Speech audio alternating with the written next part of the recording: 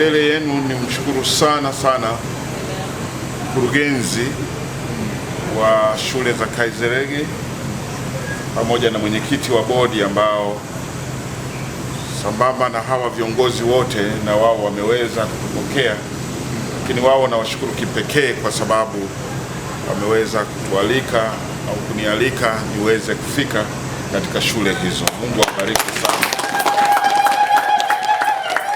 Kwa wengi hawatakuwepo kesho, tuseme tu neno moja. Kwa nini nimekuja?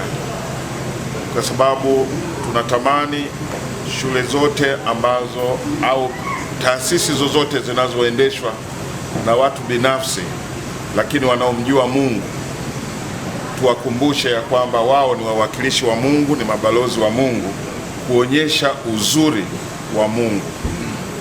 Sio tu kwamba ni biashara, lakini hizi ni taasisi ambazo sisi kama viongozi wa imani tunataka tuwakumbushe watu binafsi ya kwamba pamoja na fedha, pamoja na sifa zinaweza katokea, lakini kilicho kikubwa ni Mungu ambaye ameweka utashi huo wa kuanzisha hizo taasisi.